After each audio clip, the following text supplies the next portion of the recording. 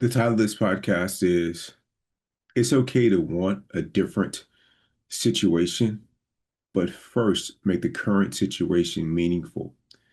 This applies both to relationships as well as jobs or any other thing that you wish were different. In the context of a job, there have been several jobs in my life that I've had that were not my dream job. Fortunately, I don't know where this came from, with the exception of my time in the military. Uh, I never really wished that I was doing a different job. Military Marine Corps, I was like, I wish I was doing something else to where I wasn't getting yelled at and running 5 miles a day.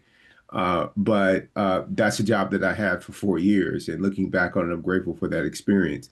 But the other jobs that I had, from bussing tables at a restaurant to being the dishwasher to being the cook, when I was a teenager, to working for a moving company, going off to college and working at UPS, to financial planning, to what I do in ToBeRe and what I do at Mayo Clinic, I've never wished that I had another job or a different job.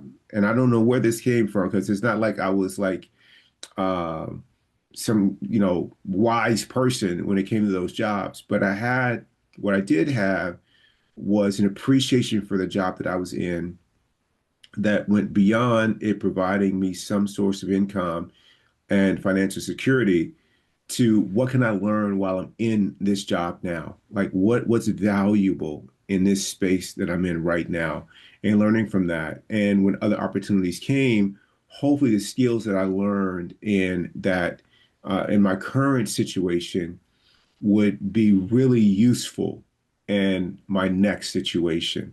And I found that to be true time and time again. When I worked at, bussing tables and washing dishes, I learned to be very efficient.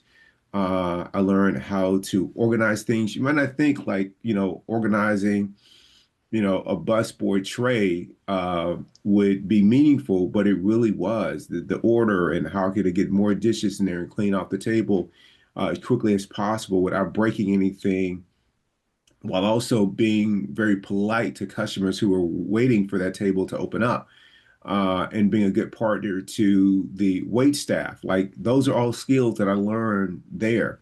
Running out of dishes as a dishwasher and trying to be as efficient as possible, but also being really detailed in how I clean the dishes so that I sent out fresh cutlery as well as really clean plates and cups. All those were things that were super important that I learned dishwashing, which were very important skills when I went on to the other jobs that after that one. And when I was in financial planning, all the things that I learned from working with people and bussing tables and so forth were really important with how to build relationships very quickly. And a lot of that also came from when I was, I bagged groceries at a grocery store, for customers in Memphis, Tennessee.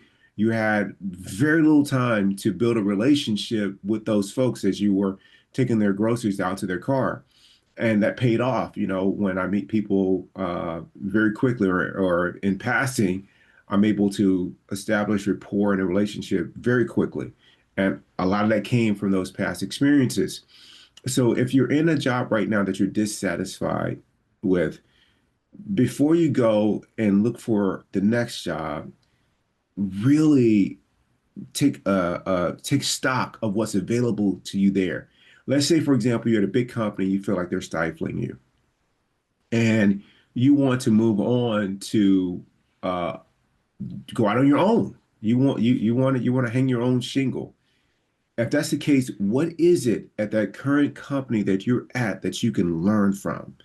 While you're there, like I saw the way they set up a wellness program, or the way that they do financing, how they're able to really uh, be really effective and efficient with their inventory and ordering processes, like all those things, like how they talk to people, how they build relationships with vendors, like those, all the things that you can learn at that company, and you have like a safe space to do it for, that's almost risk free because it's not like if you fail at something within the safety of that company that you're going to lose your business. No, they provide that safe haven for you to learn those things. So when you go out on your own, you know them, that when the risks are a lot higher, that you don't make some of the mistakes that you otherwise would have had you not learned those really, really important skills. And then the same thing in relationships. When your relationships or friendships for the ones that you wish were different, what can you learn about this current one? Not that you wish for another for this relationship or friendship to end so that you can get into the next one, but what are some things you can learn about yourself? Not learning about what I like and I don't like. That's easy. But learning like how can I be a better person, a better communicator? How can I learn that even when I don't feel like asking, how was your day? Learn how to really find the value in taking that moment to connect with someone else who is in my life and really be interested in them, be other oriented, even when it's easier to be self-oriented. Like those are things that you can learn in your current relationship that will pay dividends in all your other relationships. So again, appreciate where you are now. Jalen Rose, who was a collegiate basketball superstar and went on to have a very successful NFL career. Now he's a sports personality.